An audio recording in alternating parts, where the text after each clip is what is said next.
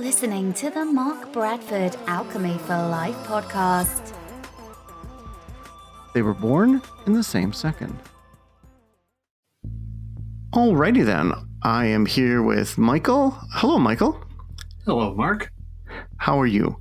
I'm doing well, thanks. How are you today? Oh, I'm just peachy. So I'm going to do what I normally do, which is I'm going to ask you who you are and what you do. So if you don't mind, would you let everyone know? Sure. So I am Michael Rampolla. I am a father and a husband, and I am also, so that's who I am and what I do also, because, I'm going to already screw up your format because I went and, well, I picked up on your recent podcast about you doing the meta episode about the who you are and what you do question, and I just really appreciated it. And nice. I did a lot of the self-reflection that you encouraged, and fortunately, the conclusion I came to is that I'm a bit of an anomaly. I get to answer the same for both. Oh, wow. Yeah, because who I am and what I do is very much the same thing. And so I get to say that what I do is I help other people do better what they love to do. And I try my best to live that both as a father and as a coach and consultant and strategist. Well, I appreciate that. Yeah, well, I thought the question was great, and it was interesting to hear you break down the origin of it and the oncoming intentionality of that two-part question and how you really see them as separate. And I think you're right. I think most people do see them as separate, and as a result, I think that's why most people talk about things like work-life balance and juggling and those kinds of things with such a challenge, is because they see those as being different domains. And I think especially lately and over the last year plus, most of us have realized that those two things need to blend together for us to live fairly happy, normal lives. Right. And I think that's actually very astute of you. First of all, I appreciate that you listened to that podcast. And I think it's very astute of you to understand that it's all you, and that's why I think the question is so deceptively simple because it's not simple. And people will listen to the question and go, oh, well, I'm just this guy. And I'm a construction manager. Oh, okay. And the typical thing for males is that they will get a lot of their identity from their job, which is why exactly. If you look at the statistics on things like, depression and even suicide, men are affected far greatly by being let go, fired, losing their job than women are. Absolutely. Yeah, because so much of their identity is tied up in that role. And if you don't have an identity and a role outside of that role, when that role goes away, I mean, it's literally an identity crisis. You're right. Literally, now what? Who am I question becomes much more salient in that moment. Right. And when you don't know who you are, or you think you're a job and you lose the job and you lose a piece of yourself, that's almost like schizophrenic. That's terrible. Yeah.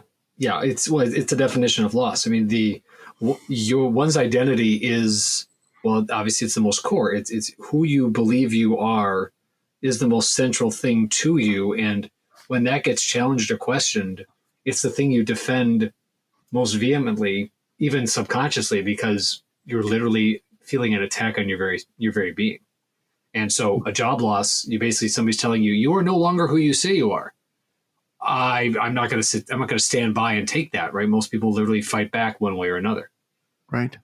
Well, and it just like in addition to that, when, you're on hard times and you may have to take a job that you don't want or you don't feel like is right for you. Now you're suddenly changing your personality because now you're this guy instead of that guy or this woman or that woman. When you feel, no, that's not who I am. I'm just doing that for the money. Exactly. Oh, my wife and I often joke like, well, if all else fails, we can just be a bagger at a grocery store, right? Like that's our default. I don't know why that's our placeholder default entry level role. I mean, and in some cases, I think I'd be okay being the bagger, right? Or the cart guy, probably the bagger more than the cart guy. I think I'm okay with that. I mean, as long as I don't make that my identity, right? I'm okay with that because of it being a means to an end. But I believe I've been able to separate those two things. Yeah. Thus the rub. If I don't make that my identity, Yes, Yes. exactly. Which, kind of gets to compartmentalizing and things like that too, where sort of like moves us into the parenting thing where someone Exactly. can work hard at their job and it's stressful, but then they come home and they become the parent because the job doesn't come home with them, which Right. I had a couple podcasts on, the importance of the drive home, where you don't have Mm. that when you're working at home. You walk through a Yep. doorway in 0.4 seconds, and now Yep. suddenly you're in a different mode. It doesn't work that way. You need to kind of come down off of that. I was just having that conversation with somebody, and I said, I don't miss the commute, but I do miss the transition time. Yeah, I exactly. I recognize. I think I always did recognize, but now with the loss of it, at least currently, it's even more obvious to me how much I appreciated and valued that, because it was a transition in and a transition out. And I know, and fun brain science things that I geek out on. Some of your best thinking happens when you're in an autonomous mode and you're doing something, you're looking forward to something pleasurable. So literally drive home time was often where I got my best ideas, because it was the perfect, perfect chemical mix of all the right things that make your brain do, creative things. Right. I'm probably just less creative these past 14 months than I've ever been. Maybe I'm exaggerating, but because I don't have those perfect, perfect mixes of time where this is when good brain stuff happens. This is great stuff, because you touched on something, another podcast I did, but I'll put that aside. But what you're describing is something I call alert and bored. Well, I like that. Because when you're in a car, you're alert and bored because driving is not very interesting, but you need to be very alert. So when your brain is in the active thing, like, oh my God, I don't want to die or kill anyone. But then you're like, but now I'm bored though. So, and talk radio on a long drive gets to kick up. Yeah. Right. And talk radio can drive your brain crazy. I used to work in West Bend, which is a 45-minute drive for anyone who's not local, if you bend some laws. And it would get quite boring after a few minutes. And I had a game company a long time ago, and I literally started designing things on the windshield. I believe that. So it was kind of crazy. And then the other thing you mentioned was creativity. Mm-hmm.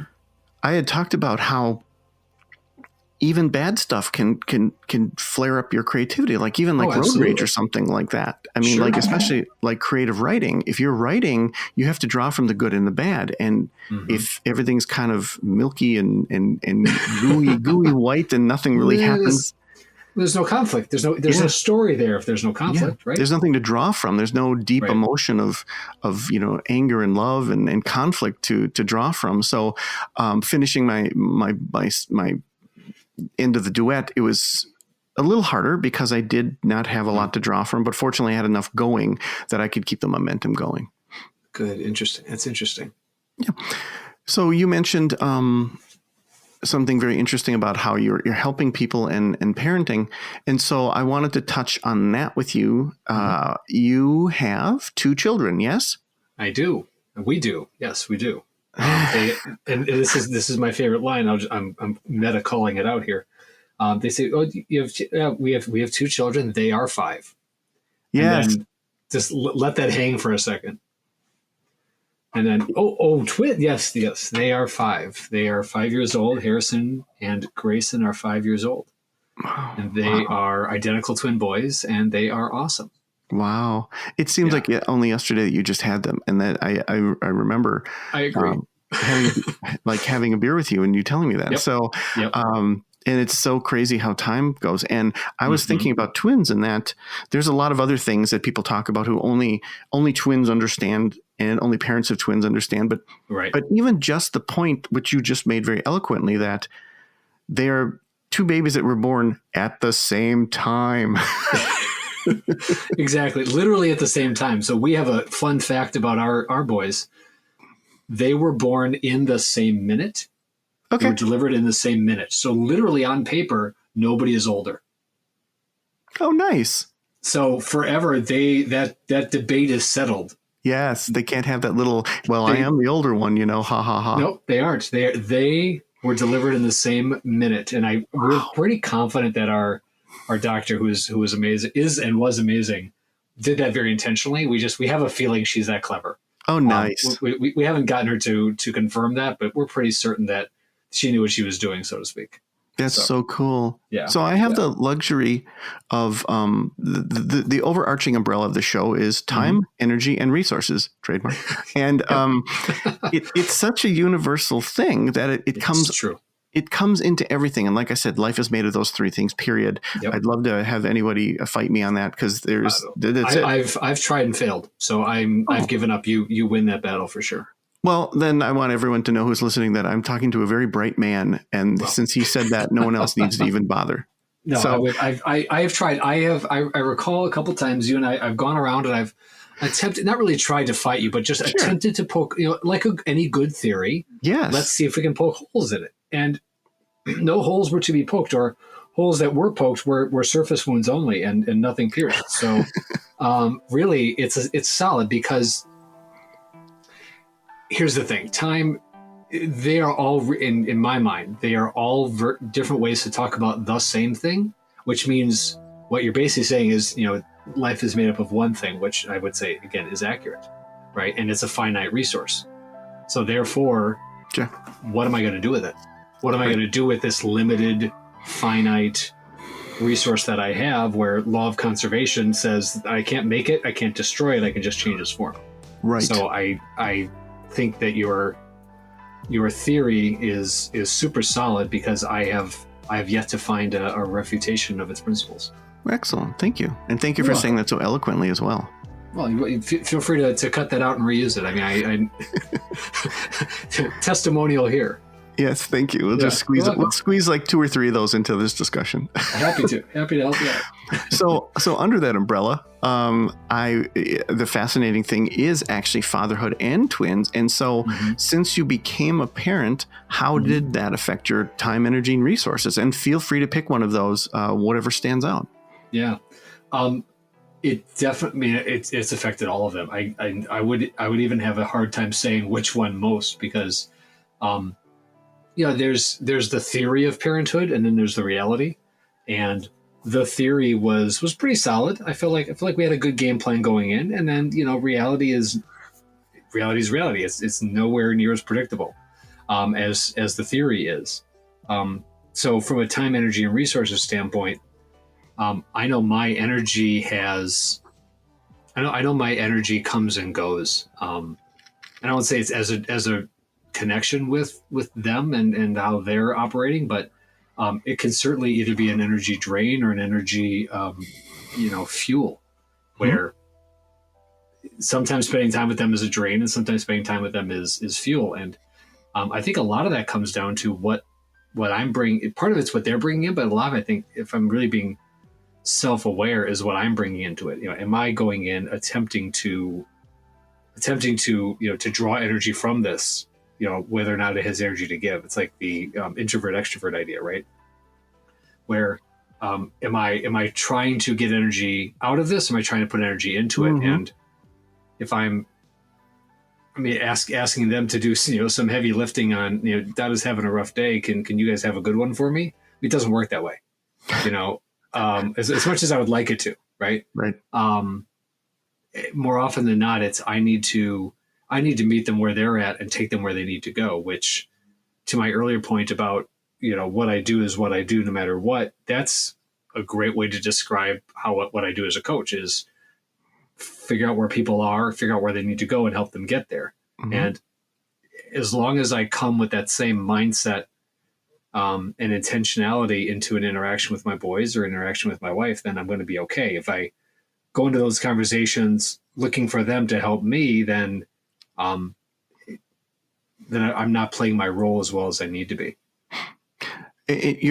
Once again, I'll say that it was very astute of you to understand not only the fact that energy can be given and taken in a situation, some things, and even exactly the same activity for one person, would be giving energy for the other person to be taken away. Just like when you talk to parenthood to people who don't have kids, they just freak out. They just give you those eyes. And I'm sure someone with twins gives them even bigger eyes. So True.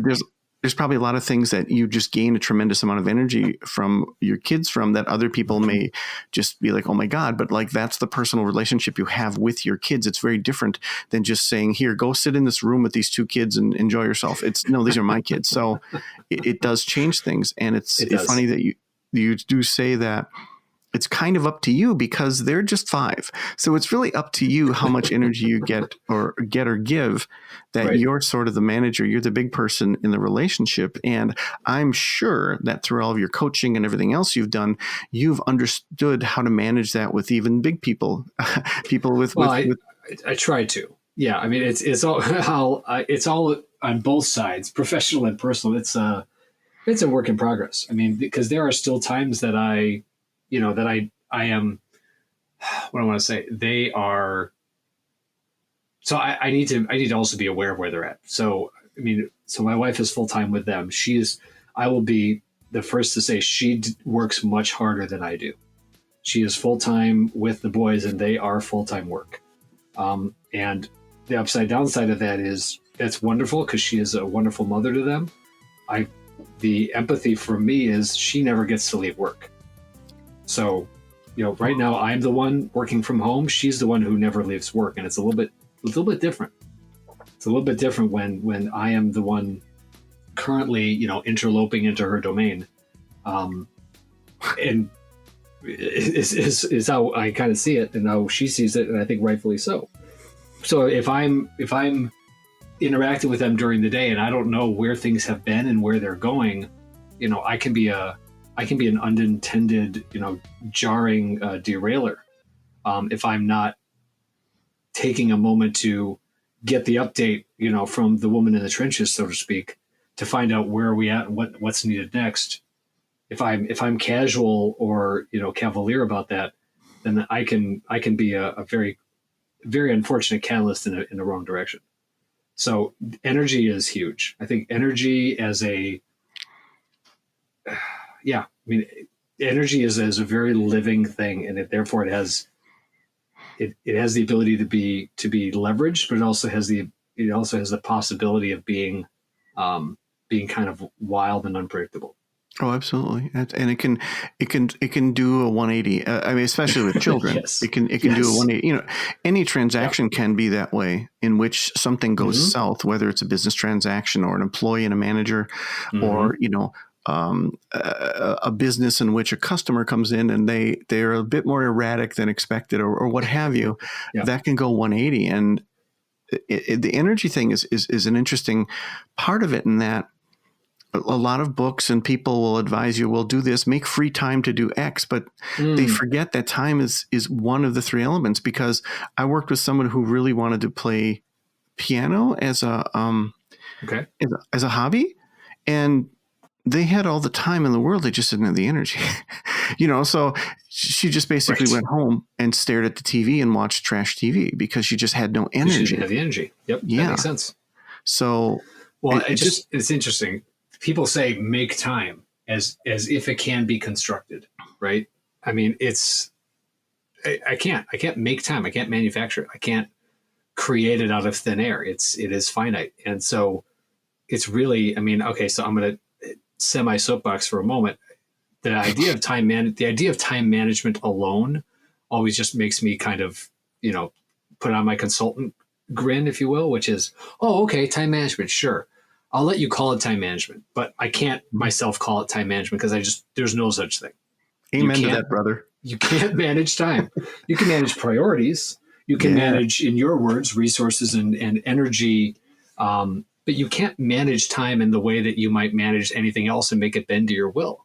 It's not how it works. Right. Time's going to do its thing. It's what you do with it and how you choose to use it. Right. And another thing you're reminding me of, I just saw a new, it was a reputable source, even though the title was fairly clickbait. It said, move over. Oh gosh, what was it? It was, whatever move over burnout. It's time for toxic productivity. Oh. And, well, okay. So like I said, again, title was clickbait. Source was solid. I don't recall the source, but the source was solid. And the point it was making is this: just because you have the time doesn't mean you have the energy. And so people are equating your availability of time with the availability of energy. And as a result, the expectations and the demands are being raised like never before. And as I'm thinking that's very accurate. It's fairly accurate. Because I have the time doesn't mean I have the energy. But the whole, well, you have more time now is just a blanket assumption that therefore you also have energy. And you know as well as anybody that that's not accurate. Just because I have time doesn't mean I have energy. And the assumption is being made more broadly now that one equals the other, but it's not true. Right. And we run on emotional energy. I mean, there are things that we can do if we have the certain emotional energy that other people can't, being inspired and things like that. If I know that it took emotional energy to write the duet that I wrote, that I look back on that and I think, yeah, that's crazy. Someone else did that, because the investment, just the commitment, and just like a lot of things in life that are important, just like, we're talking about parenthood, being a dad, the amount of commitment and the amount of emotional gas that you need to have to draw from to get through certain things. It's not just, well, I have 3 hours. I will do 3 hours of work. Beep. Right. And not it's the just same thing. Yeah. Yeah. And I'm sure just like when you coach people and employees and so forth, getting a certain amount of energy back from employees or an amount of efficiency or productivity has greatly to do with their emotional fuel tank. Absolutely. Absolutely. It does. I mean, so when in my coaching practice, oftentimes we'll get into topics that, I'll have a client say, I didn't expect to go there, or I don't usually talk about these kinds of things with, or even just in it'll be a one-on-one, like not even a client yet, but I basically talk to everybody the same way. And we'll be in a conversation and I'll just see them like really thinking, working hard. And I've asked a couple of times, have you had these conversations with your coach before? Because these are people who have coaches, and the examples I have in my mind. They'll say, oh, I have a coach. I'm like, okay, I'd still like to talk to you and get to know you as a person. Like, I'm not every transaction is not every conversation is not a sales transaction. Like we can still, network. It's okay. They won't, I promise they won't be offended or try to fire you just because they know you talk to me. But so we'll get into a conversation. I'll ask some questions because that's what I love to do. And I'll see they're really working hard on these questions. And I'll have to ask, have you had these conversations with your coach yet? And if the answer is no, then I know that they need to be addressing, like you're talking about, all these different facets. And if you're only addressing the business side, you're forgetting that there's a person running that business. And if you're only addressing, half of the question of who are you and what you do, then you're missing out on the beauty of where those two overlap. And that's a hard one. Mm-hmm. Right? I mean, what you just said is, has certain parameters. It can be taken to extremes. So, some people may think, oh my, I need to deal with like their family life or this or that. I just want an employee, so that, right. That's true. But that's the, well, it's interesting. I want a person to do the job as long as they're not a human, right? Then I'll be fine. Yeah, right. Right. It's all these darn humans. And so I use that line a lot. Like, if we weren't so human, or, why is this happening? Because we're humans. Like it's both an explanation and there's a gentle word for excuse. It's an excuse. Like that's sometimes why things happen is because we're human, and therefore full of flaws and foibles and other, predictable and unpredictable things. So if you forget that you're dealing with humans as a parent, as a coach, as a father, as in any of these things, if you believe you're dealing with systems and routines, you're not going to understand why, to your point earlier, all of a sudden, I have said this out loud. What just happened? Like we'll be in it, seems things are going nicely. Everybody's playing, having a good time. And all of a sudden we're at toy throw meltdown. And I'll say out loud, what just happened? Like I missed it. And it might not even been something I could have caught, but something small happened, and I need to try to stay in the, in the right mode, or I'll get drawn into that. And then I'm yelling before I want to be yelling, and I hate yelling, but that's that's me and my energy and my intentionality not being as present as I need to be. Absolutely. And I'm sure you see a microcosm of your coaching in your children. I'm sure you see lots of metaphors. I'm sure it's all the time.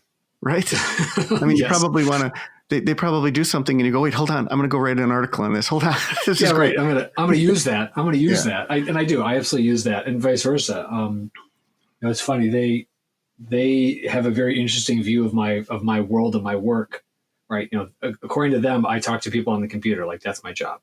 My job is to talk to people on the computer, because they'll come down and they'll say, Dada, who are your people today? Like, who's on, which is their words for who's on Zoom, right? So who are your people? But then it's funny, because then they'll turn that into games. So one of the boys has, quote unquote, has regular conference calls. What does he call them?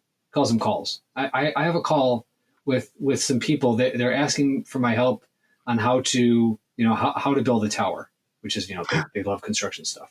And so then he'll like walk over to a cabinet and like turn the knobs like they're dials, and like talk into the drawer and like have a conversation. And then, yep. And then okay. And then, yep, we're good. Hi. This is okay. Wow. Yep. And then, okay, you're all good. Thanks. Bye. And it's a riot. And it's just fascinating to see their version of me reflected back to me. Wow. And I have to say, okay, like that's, well, like I think he's being helpful. Like he gets that the idea is to help the other person. So I appreciate that. Yeah. He's picking up on that. He is. That's like so now I get it. Now I see the modern day version of the little tiny phone with the wheels with the nose on it, and you dial up people, and sometimes a cow says, or Mickey Mouse says something. Exactly. That's the modern day video call sort of version. It so is. Yep. Exactly what it is. But it is very cool that he picked up on that. There's actually a transaction and someone's helping someone and getting information. That's very cool. Yes, it is. And this is the thing.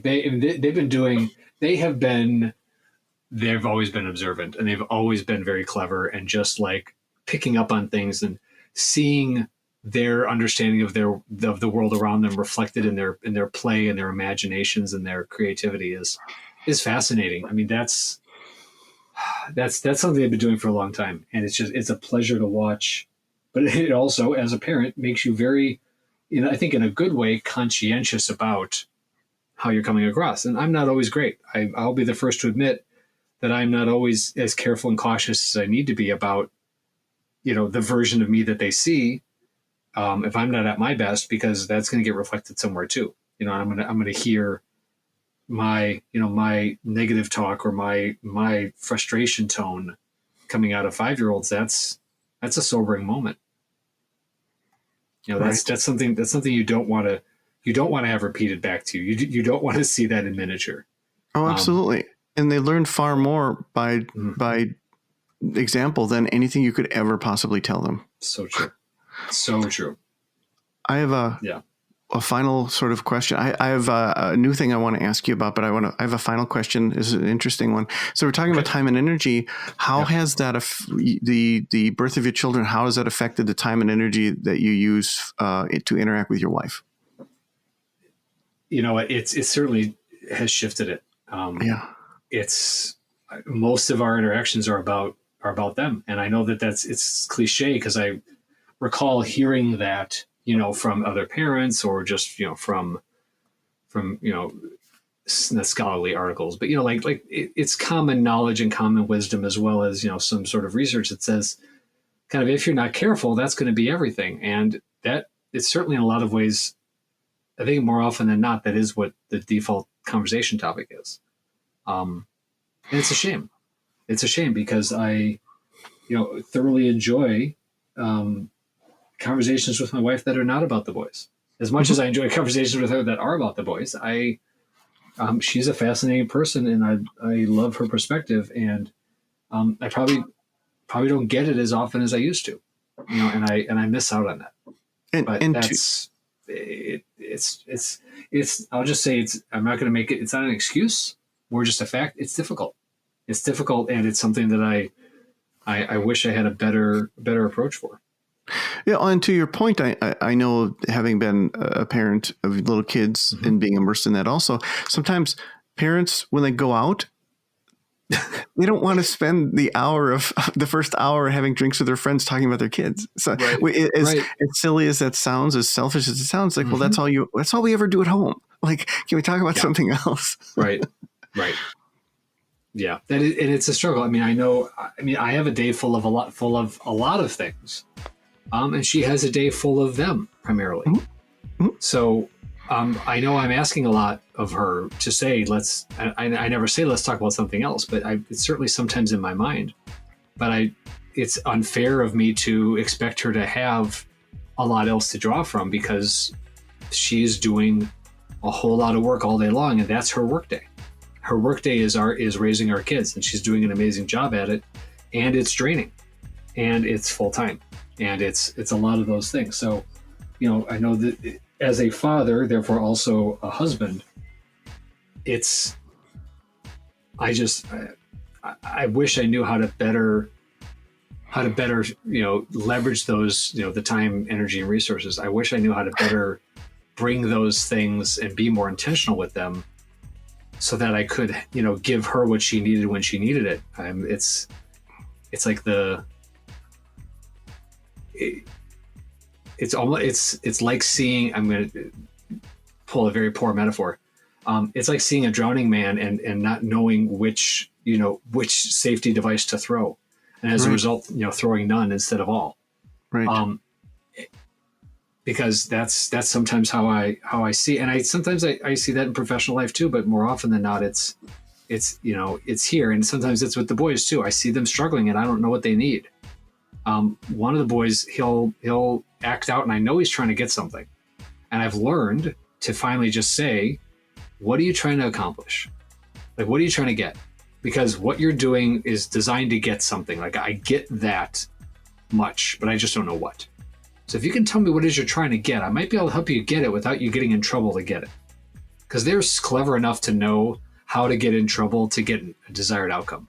Like, so there's the there's the parent of me that is very frustrated by that, right? Because I want to be angry at this behavior.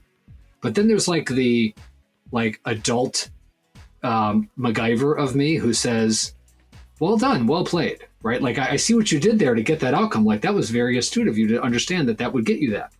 So, there are absolutely times when on the one hand, I'm frustrated with them.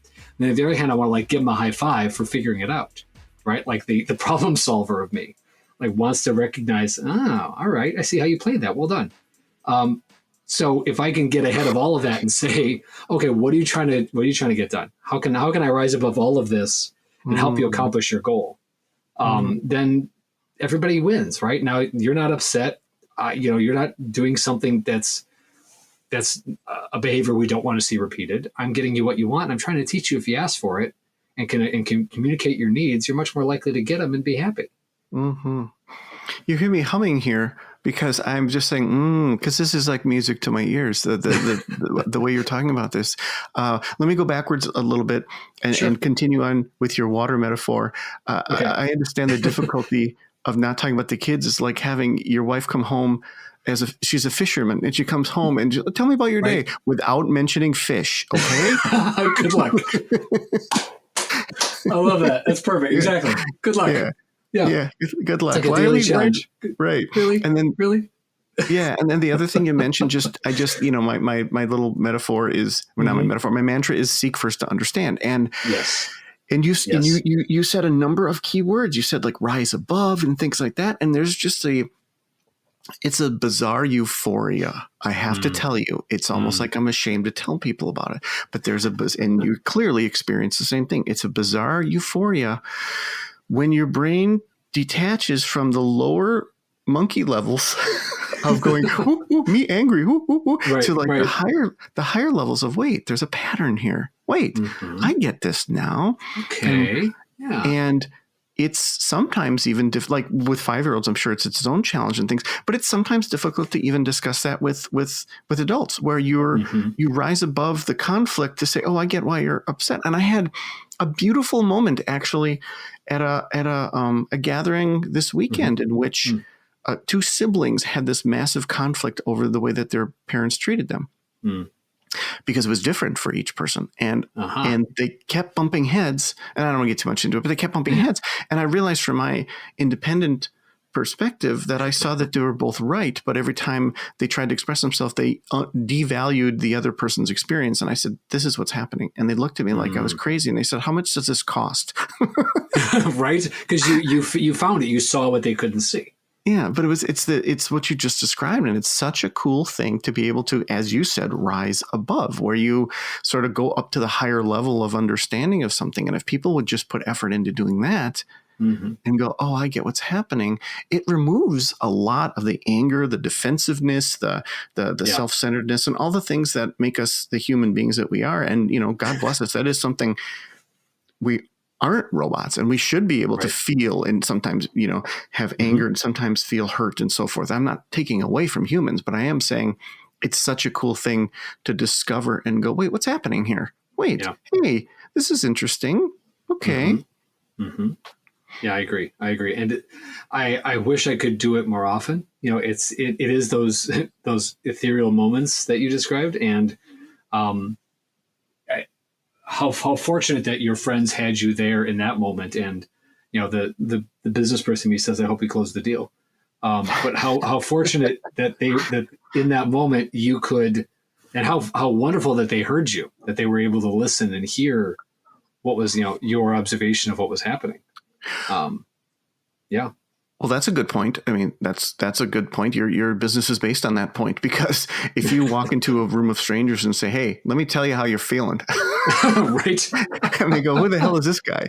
As opposed to the 50 people in the room who paid a lot of money for you to be there. And now you say, hey, let me tell you how you're feeling. And they go, oh, wonderful, Thank beautiful. you so much. Yes. Lovely. Right. And it's all yeah. Well, and that gets back to the status game. So it all has to do with what they believe your status is when you're actually having that conversation with them. Exactly. It's funny. I say, when people ask what makes a good lead or a good client for you, one of my 3 conditions is they have to want to get better. And the third, well, so it's 3 things. So it's they want to get better. They believe they can get better. And the third thing, the important thing, is they believe somebody besides themselves can help.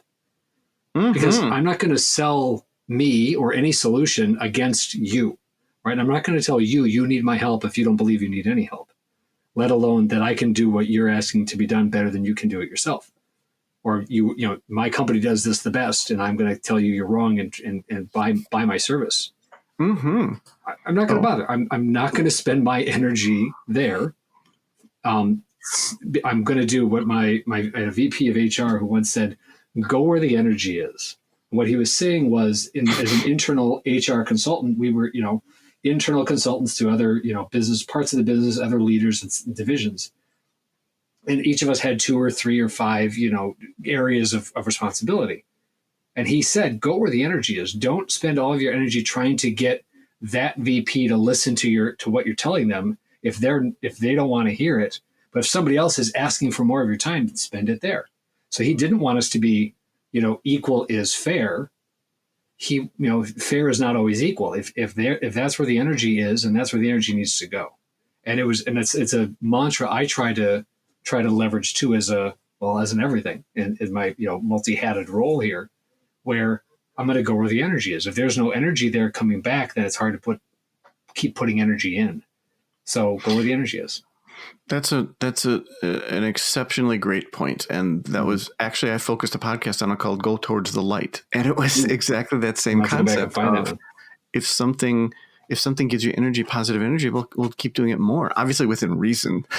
As long as it's a relatively neutral to good habit. Yes. Right. Exactly. I won't even go into all the jokes I could make, but there's that's such a good thing. And it seems so simple and no brainer when you discuss it like that. And it seems like, couldn't we just do that in life and just everything, like all the people that are being nice to us, can't we just give them more time in our lives? And all the people that are being jerks, let's give them less time. Great. Let's do that. Let's make that our new code of conduct. Yes. Starting right now. Ready? Done. So, and to a point there is that. And like on social media where everyone basically signals their stuff, they're like, yeah, I'm not going to actually take any action, but boy, this is a pretty poster. Oh my gosh. Right. They typically post things like, I'm cutting out all the toxic people in my life and this and that and the other thing. But, sometimes they're also toxic. Are you though?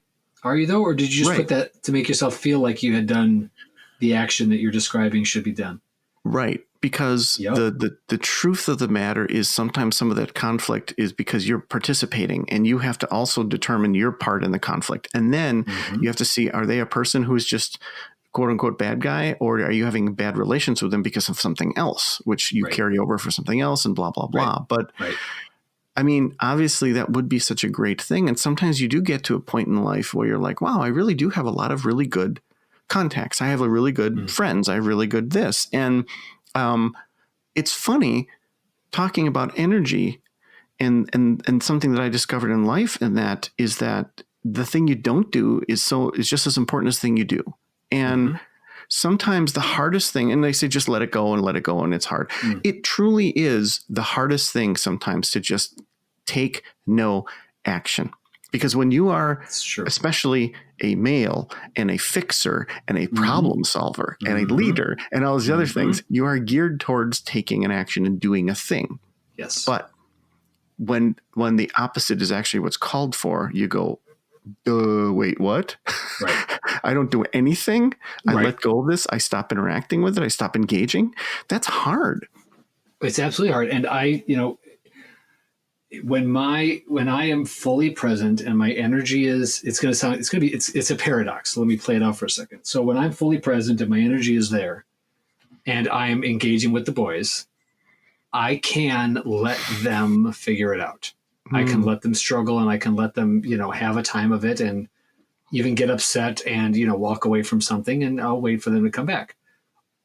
When my energy is low and I'm not fully present, then I'm much more likely to do it for them, which we've seen that I have less energy. So why am I the one doing? But it's because my patience is less and I'm less willing to just let them learn and figure it out. And I want to be the fixer, and I go to my default mode of fixer instead of and I know this about myself, like my default mode is fixer and doer. My intended mode is consultant, is literally question asker and guider and facilitator. But when my energy is low and or the stakes are high or my stress is up, then I skip that mode and I just go to fix. I just do it. Or I fix it, I make it better. And when that's not called for, I'm not always making it better. Mm-hmm. And it is amazing how our words have our own language. We develop our own language in which, and you said it right there. Before you said, I rise above, meaning you go above the conflict and you start to notice and things. But then just now you said when your energy is low. So you're literally using height, where you are as sort of a determining factor of, how you interact, and properly or improperly. It takes more energy to go higher sometimes. And when you're lower, then the errors occur, and I appreciate your observation of that. I don't think I had noticed that as much, but it's absolutely true in my mental, pseudo visual construct of things, right? Low is where action and doing, it's like, there's the idea of, give me the 30,000 foot view, right? Like give me the view from way above the ground versus on the ground where things are being done. Right. So that kind of, or, insert any hierarchical pyramid here, right? Exactly. Obviously, I'm gesturing with my hands wildly right now, which everybody on radio can see. So clearly. The meta, in my mind, I often have the idea of the meta, or the above, the umbrella, the bigger than what's really happening here. And if I have enough energy, then okay, let's extend the metaphor. Then I have the energy to literally rise up. And if I don't have the energy, I sink down like a cold balloon and a hot balloon. By the way, my boys love all these little, they love science stuff. So they get these ideas of experiments, like what happens when we make it hotter? What happens when we make it colder? So that would totally resonate. Like, okay, when something has more heat and more energy, right, then it's able to go higher and be above what's happening. But when its energy is low and it's cold, and it shrinks and it comes back down. I would say the same thing is absolutely true when I'm putting on either my facilitating consultant hat or my problem solver fixer hat. Those are a matter of energy. And as much energy as it takes, it's actually interesting though. It takes me more energy to fix and solve and do than it does energy for me to be above, because I'm just moving energy around. When I'm consulting and facilitating, I don't hold the energy, right? I take it in momentarily and I feed it back out. I have this metaphor in my mind, like it's like volleyball, or don't drop the world, right? Like the energy is there. My job is just to keep it up in the air. And if I can be fully present, I can do that. And it doesn't take a great amount of energy because I'm not the one giving it or taking it. I'm just keeping it up. But when my energy is low, it actually takes more. It's totally counterintuitive. It takes more energy for me to be a doer and a problem solver, even though that's not me at my best. So it's really about how I come into the situation. So, to use your, I don't know if that's time or energy or resources, but for me to come into the situation with the intentionality of facilitating and not doing, if I start there, I'm much more likely to stay there. But if I don't take that moment to get present and get fully there, back to maybe our drive time, transition metaphor, if I don't fully transition from one mode to another, then I'm going to misapply, what I was doing to where I am now. And as the consultant who, works out of the basement studio here, that's very easy for me to do, to walk up, 8 stairs and be in the mix if I'm not careful. Exactly. And what you're sort of talking about is, I guess, something I call triggers and activators. And the triggers are the sort of the bad things, and the activators are the things that you self-impose. And, the drive home can be as an activator where you're like, okay, I'm getting ready to be for my home life now. Or if you're going to do public speaking, you kind of prep yourself. Right. You prep yourself by various actions so that you do smile, and you do use big hand gestures, and you do walk around the stage, and you do interact with people, and you do carry your voice, and you don't say and all that stuff. You kind of activate yourself before then, just like when you're going into even when you drive your car, like being half asleep and jumping into your car while you're still half asleep is not a good thing. And maybe that's one of the reasons I don't wear pajamas in cars. I think that's good. I like that. I mean, that's a good practice. I have this problem where I have to wear decent looking clothes to even go through a drive-through to do banking. But I know there's so many people out there I've seen in malls and things who are literally wearing slippers that weren't intended to go out in public for. They're only meant for carpets and things. Yes, I understand. And they're literally wearing pajamas. And I think it puts you in a frame of mind, and you activate yourself and you say, okay, deep breath. I mean, even as little as just deep breath. I mean, that is something that you do before you do another thing. And if you've ever taken yoga, you know that a lot of yoga is made of all these activator things that get you into a different frame of mind, even physically and physiologically. So it's what you said was very important, I think. Well, I'm going to grab 2 things there. First of all, I'm going to grab the clothing thing. So we're recording this on June 1st for those that are interested. So now we're going back 14 months. So 14 months, I don't get to play any of the, going to work without pants on jokes, because I have been getting showered and dressed for work every day. And I did that with great intention, because wherever I am, first of all, I'm on camera a lot. Second of all, I'm a standing desk type person, and I move around, and I have a whiteboard behind me all the time. So I am very likely to be stepping back from the camera. I don't know if you've even seen me below my waist, but it didn't matter whether or not it was visible to others. It was me getting ready for my day. It was very important to me to keep up that part of my routine, even if I wasn't commuting, to put myself in the right mindset of I'm at work now. So I'm with you. I don't know. I probably would agree with the no pajamas in the drive-through idea as well, because I think it's absolutely true. How you set yourself up to go into a situation absolutely impacts and affects how that situation affects you, and how you're able to bring yourself to it. So that's part 1. Right. On the breathing thing, I love that you brought it up. So one of my proud accomplishments as a father is that I taught my boys how to take deep breaths at a very early age. Nice. And it was and I don't know that I fully understood what I was doing when I did it, but they were crying and upset and whatever it was. And I would take deep breaths, and I would help them take deep breaths. And now still I can say, take a deep breath, and they will.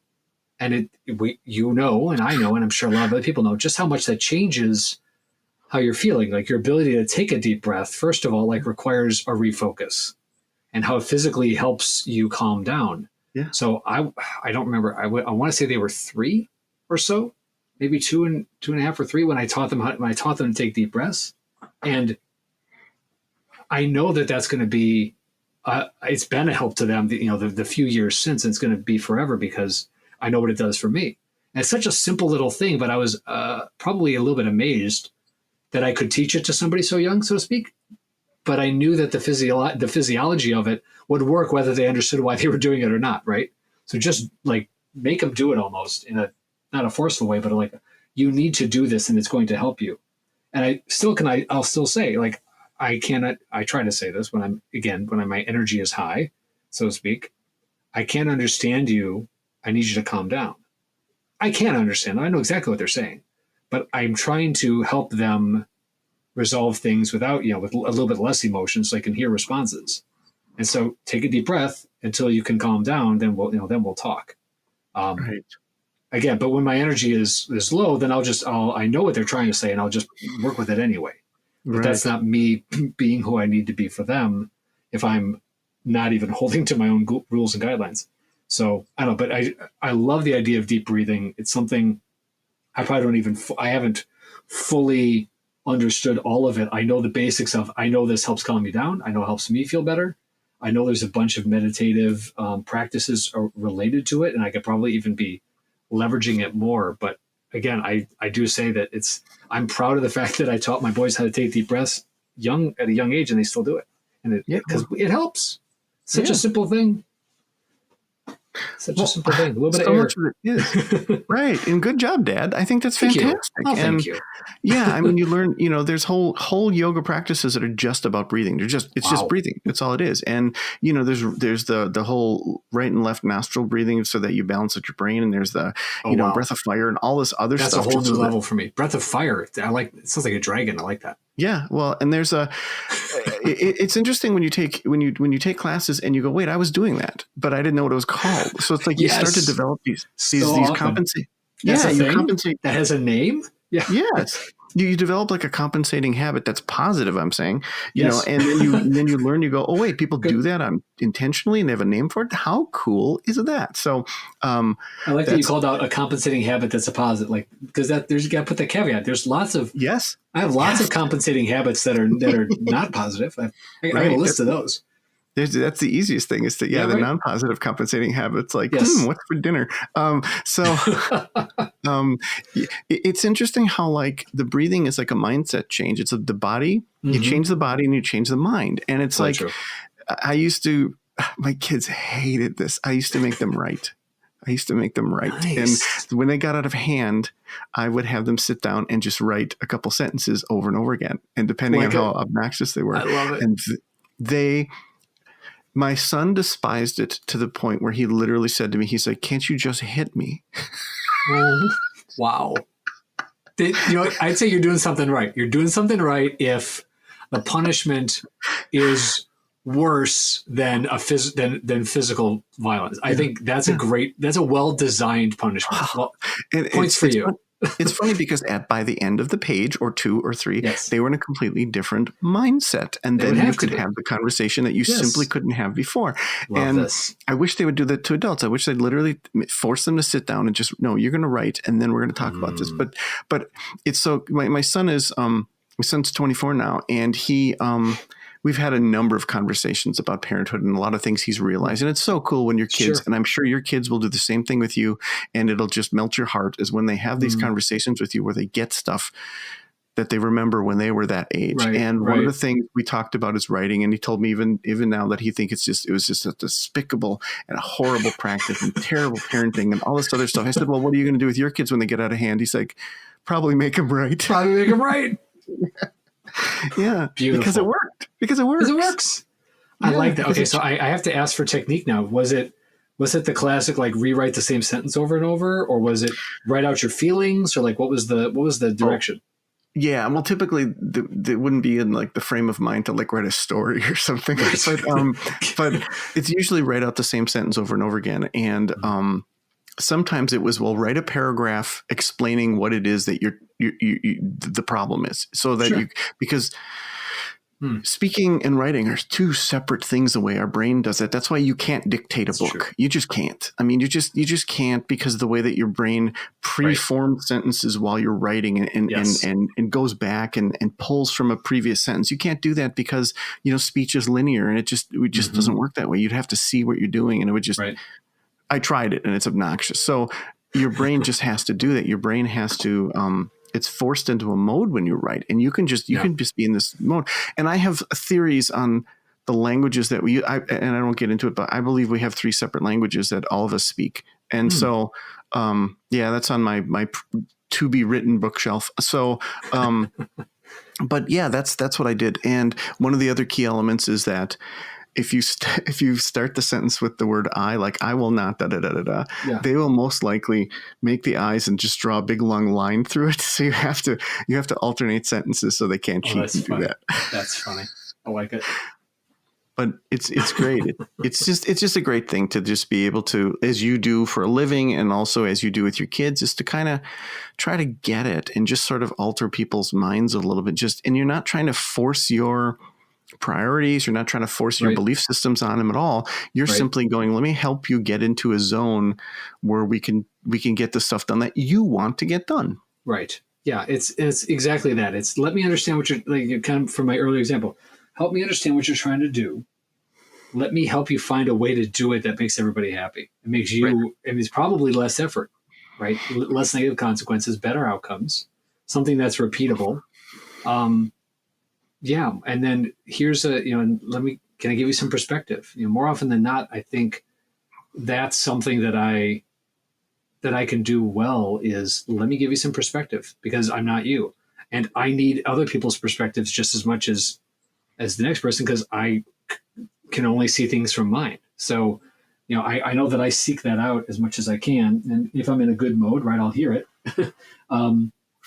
But I think that's something really, really valuable is being able to understand what other people want and need and then help them figure out how to get it. And that's why I said back to the top of the order, who are you and what do you do? I really believe that I'm one of the few unfortunate people who gets to say, for me, it's the same answer. I have found that what I love to do and what I am good at and what people will pay me for and what comes naturally are all the same thing. And it's helping other people do their thing better. And if I get to do that as a parent, and a husband and a consultant, that's a wonderful, wonderful day.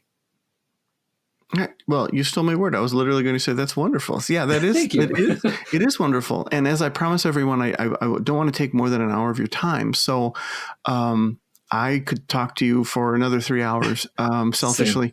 Same. So, but I do want to ask, is there now with the article that comes out with this podcast, I will have all the links to all of your goodies so that people could reach you and they can do all that stuff. But was there anything that we didn't touch on about parenting that you were hoping to touch on? And then is there anything you want to give a shout out to before we say goodbye? Thanks for the opportunity. Just on the parenting side, I would say, I don't know, when I'm having a good day with my boys, I'm having fun. When I am, and I try not to be just the fun dad who just plays with them all the time and just gets to be, games and being silly and being clever.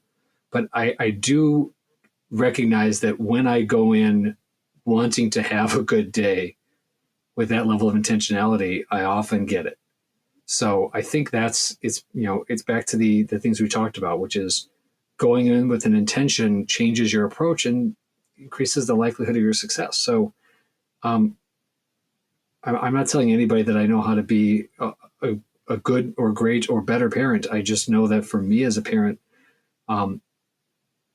operating with intention has significantly increases my likelihood of being successful. And I guess I would say that's my shout out for stuff too, is what I love to do is help other people do their thing better. And if anybody, listening believes that they would like some help with that, because you got to believe that you want that help. I'm not going to tell you need to get better if you don't agree. So, but if anybody wants some outside perspective on how to do what they do better, I would love to help you because that's what I love to do. Perfect. And just for people who are just listening and are going to maybe they may get to the article later. Oh, sure. How do they find you? Very easy. So company name is Spirity. You can go to spirity.com. I'll spell that. It's Spear, Spearity, Spirity.com. You can find information on me there, or you can find me on LinkedIn. It's LinkedIn/M Rampolla, Rampolla. You can find me there. Would love to connect. Perfect. Awesome. And it's been awesome talking to you. We have to do it again. I agree. And you take care of yourself. Thank you so much for joining me. Thanks, Mark. I really appreciate the opportunity. It's been wonderful talking to you. Absolutely. Bye-bye. Bye-bye. Hey there. Thanks for listening. I always appreciate your feedback. I really, really do. Wanted to let you know that the Sword and the Sunflower audiobook won as Best New Author for 2020. My podcast is available wherever you consume podcasts, and my books are available on Amazon. Take care.